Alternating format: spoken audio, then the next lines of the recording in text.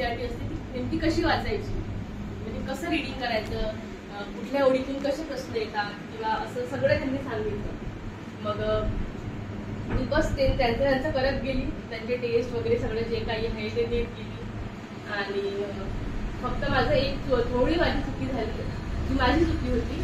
Corona लागला होता त्यावेळेस, कोरोनामध्ये घरी आलो, तर घरी तेवढं अभ्यासाचं वातावरण म्हणजे नसतं अभ्यासाचं. तर मी बायो खूप छान केलं, मला बायोमध्ये 360 पैकी 320 मार्क आहे बायोमध्ये. आणि तुम्हाला नीट विषयी माहिती आहे का ते, म्हणजे ती एक्झाम कशी असते, निगेटिव्ह मार्किंग असते. निगेटिव्ह मार्किंग म्हणजे एक प्रश्न असते 180 त्याला घेऊन द्यायचं असते, तुम्ही पुढे मला मार्क्स कमी मिळाले, नाहीतर मी MBBS नंबर नक्की लागला असतं. ती माझी चुकी होती त्याच्यामध्ये.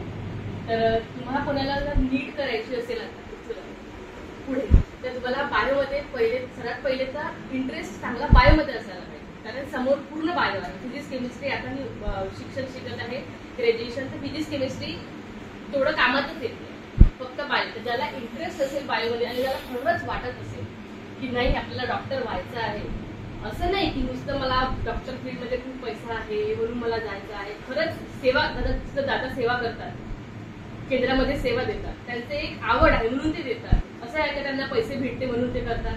ते आवड असेल त्यांना, आता आपलं हॉस्पिटल बनत आहे मुरुगदा चॅरिटेबल हॉस्पिटल, तिथे पण आपल्याला संधी मिळू शकते सेवेकऱ्यांची सेवा करायची. तसं तुम्हाला जर काही असं स्वप्न असेल तुमचं, तुम्ही आतापासूनच तयारीला लागा. गायडन्स तर गणेश दादा खूप चांगले देतात, मला त्यावेळी नव्हतं. फक्त यांनी मला एक जे मोरल गायडन्स म्हणतात की नाही तू कर आहे, महाराज पाठीशी, मी पाठीशी आहे, तू कर फक्त. ते एक माझ्यासोबत चांगलं म्हणजे एक पॉझिटिव्ह तो रिस्पॉन्स होता.